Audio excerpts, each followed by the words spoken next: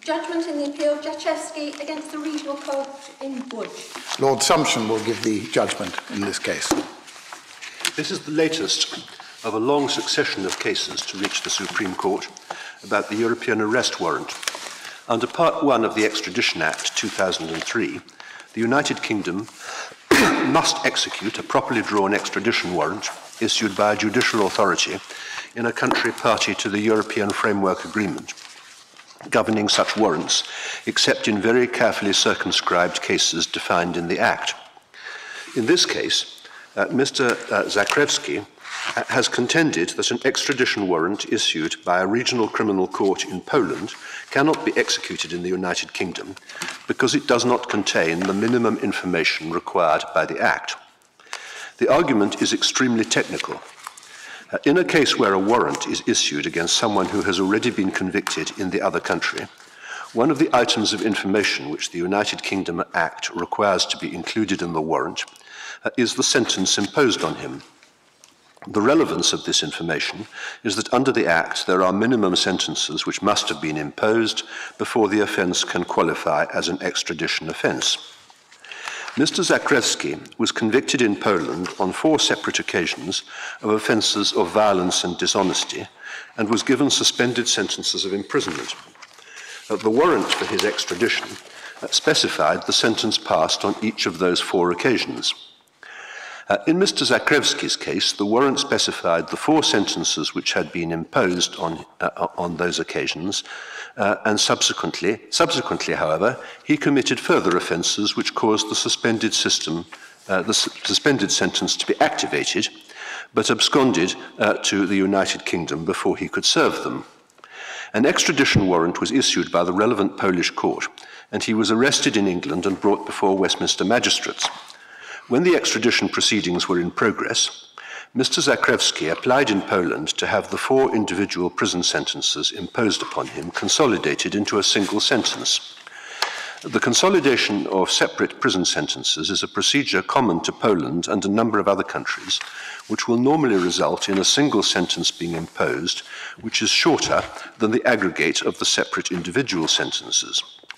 Mr. Zakrzewski, having achieved the consolidation of his 4 sentences, then argued that because the warrant had been prepared before the consolidation and referred to the original sentences, it had now become invalid. This argument was rejected by District Judge Rose, but it was accepted on appeal to the High Court by Mr. Justice Lloyd Jones. The Supreme Court unanimously considers that the district judge was right and that the High Court was wrong to set aside her order. The warrant correctly identified the sentence which was operative at the time when it was issued. It was therefore a valid warrant at that time. As a general rule, statements in the warrant are conclusive. This principle is subject, however, to the inherent power of an English court to protect its processes from abuse. In the Supreme Court's view, there are some exceptional circumstances in which it may be an abuse of the process of the court to seek the extradition of a person pursuant to a European arrest warrant if there is an error in the warrant or a statement has become untrue as a result of something that has happened since it was issued. But the very least that a defendant must show in order to invoke this principle is that the warrant was at the time of its issue, or has since become, misleading in some respect that significantly affects the question whether extradition should be ordered in accordance with the provisions of the Act. In this case, there was no abuse of process for 2 reasons.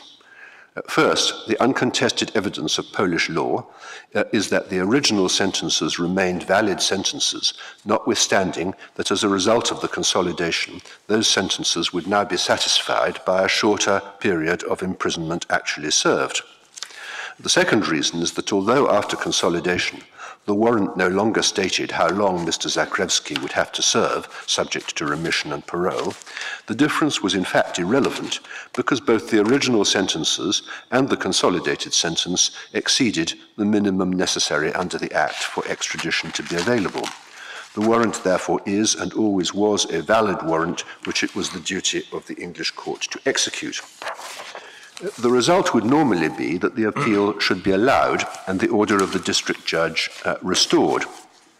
However, this morning the court was informed that the Polish court has now withdrawn the warrant because Mr. Zakrzewski voluntarily returned to Poland after the argument of this appeal and was arrested there, and because once credit was given for time spent in custody in the United Kingdom, he has been treated as having served the consolidated sentence. For that reason, this court is required by statute to dismiss the appeal, essentially because execution of the warrant is no longer either possible or necessary.